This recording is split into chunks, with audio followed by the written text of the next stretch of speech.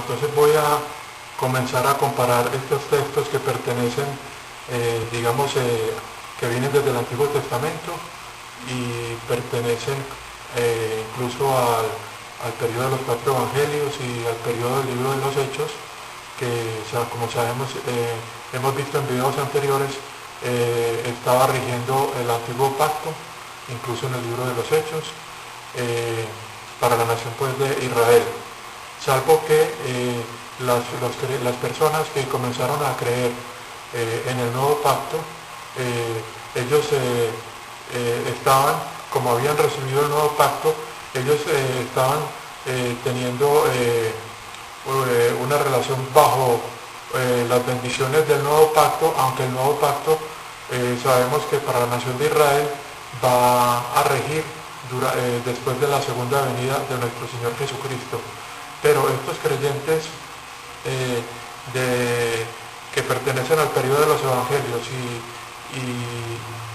y más concretamente del libro de los Hechos, cuando se constituyó la Iglesia de Dios, estos creyentes tenemos que decir que habían recibido el nuevo pacto, y entonces ellos por eso experimentaban estos dones que el Espíritu Santo les daba, como poder hablar en lenguas, de los milagros y todos los dones del Espíritu Santo. Vamos a comenzar ya directamente a comparar algunos textos que he tomado para que veamos la diferencia que hay entre los libros que fueron escritos después del libro de los Hechos, que pertenecen al apóstol Pablo en su ministerio de la prisión, y textos también que he tomado que pertenecen a epístolas escritas durante el periodo del libro de los Hechos, y también que pueden venir de los evangelios, y alguno que otro que venga propiamente de lo que conocemos como el Antiguo Testamento. Me gustaría hacer un dibujo rápido para que nos puede ayudar. Vamos a ver si este marcador está bueno. Utilizando los signos que ustedes ya han visto en los anteriores videos. Entonces tenemos acá el Génesis, el Éxodo, Jeremías, yo creo que es al revés, Jeremías, Malaquías, los evangelios, el libro de los Hechos, las epístolas y el libro del Apocalipsis. Entonces lo que quiero es que nos ubiquemos. Como sabemos, en el libro del Éxodo, capítulo 24,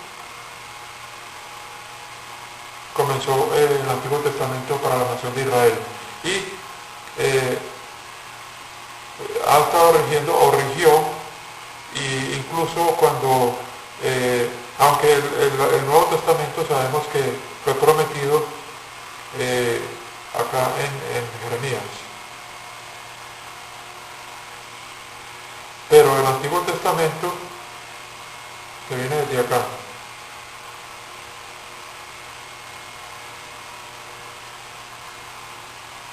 entonces este Antiguo Testamento regía en el periodo de los evangelios, que relatan los evangelios.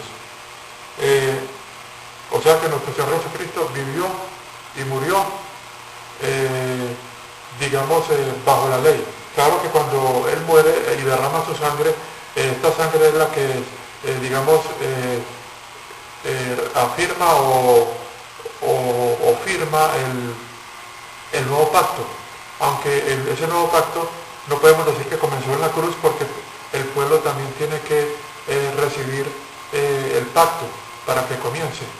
Como vimos en el libro del Éxodo, no solo Moisés hizo el sacrificio y de la sangre, sino que también el pueblo fue rociado. O sea que el nuevo pacto ha tenido, una realización parcial mientras el pueblo no reciba el nuevo pacto, o sea, el pueblo de Israel, lo cual va a ocurrir en la segunda venida de nuestro Señor Jesucristo, lo cual está relatado en el libro del Apocalipsis. Aquí tenemos la segunda venida. Bueno, entonces lo que quería decir es que ya en el libro de los Hechos ocurre que los creyentes o quienes estaban recibiendo el nuevo pacto estaban constituyendo lo que conocemos como la Iglesia de Dios. Y entonces, aunque la nación no ha recibido el nuevo pacto, sí tenemos que aceptar que esta Iglesia de Dios estaba bajo el nuevo pacto. Pero la nación seguía en el antiguo pacto. O sea que la Iglesia de Dios era una iglesia del nuevo pacto que había sido superimpuesto para estos creyentes y que durante el periodo de los Hechos entonces ocurrió ese fenómeno para la Iglesia de Dios. Pero una vez que al final del libro de los Hechos Dios declara esa ceguera total, perdón, es por acá, Dios declara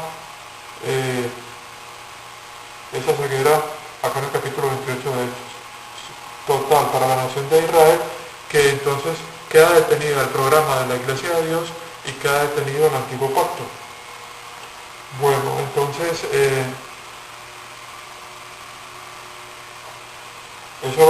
entonces lo que yo voy a hacer es comparar entonces sabemos que acá después del libro de los Hechos se escribieron unas epístolas, que esas son las que llamamos las epístolas de la prisión de Pablo. Entonces yo voy a comparar algunos textos que pertenecen a la prisión, a las epístolas de la prisión, y lo voy a comparar con textos que tomo que voy a tomar de no solo del libro de los Hechos, sino también del periodo de los Evangelios. Incluso también puedo tomar textos que pertenecen a lo que conocemos como Antiguo Testamento. Entonces voy a comenzar a escribir algunos textos. Comencemos acá tengo anotado, quiero comparar, voy a poner a este lado los libros que van hasta de Génesis a Hechos 28. Entonces voy a escribir acá un texto que he tomado para compararlo con otro. Entonces acá tengo Hebreos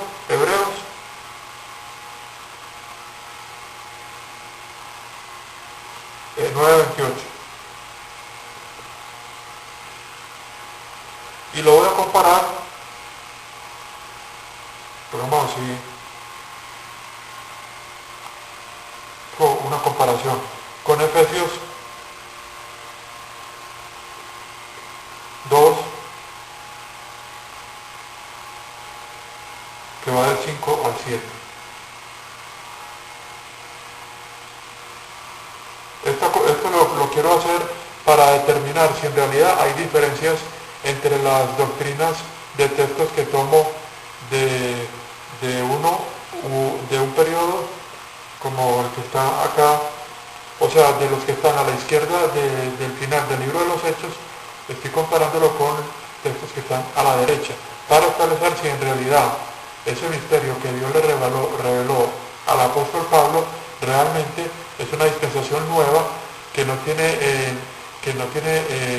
cuya doctrina no había sido revelada en el Antiguo Testamento y que se diferencia de la dispensación anterior en que vivía la nación de Israel, cuando estaba bajo la ley y vivía la dispensación de la promesa. Entonces, rápidamente voy a tomar el libro de Hebreos en el capítulo 9. Vamos a ver, capítulo 9 rápidamente. Acá lo tengo.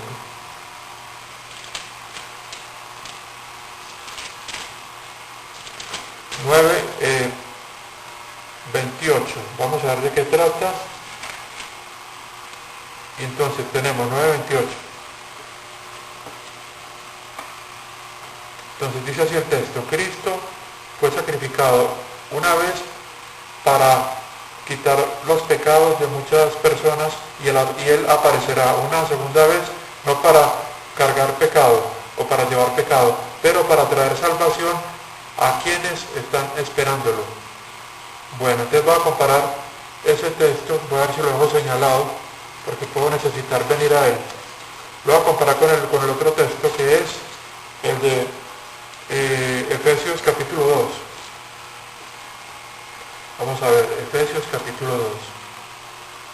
Y ustedes van a ver si, van a juzgar si hay realmente una diferencia en las doctrinas, en alguna doctrina pues que se esté explicando en ese texto. Entonces es el capítulo 2, del 5 al 7. Entonces dice así: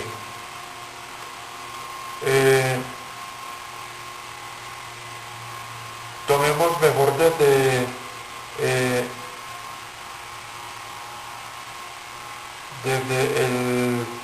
el 4. Dice así: pero por su gran amor para nosotros, Dios, que es rico en misericordia, nos revivió o nos dio vida con Cristo, aun cuando estábamos muertos en transgresiones. Es por gracia que, dice acá, ustedes han sido salvados. Y voy a leer otros dos. Y Dios nos resucitó con Cristo y nos sentó con Él en los lugares, en las regiones celestiales en Cristo Jesús. Bueno, entonces yo lo que veo acá es que si comparo los dos textos, yo veo que en el texto de Hebreos 9 se habla de que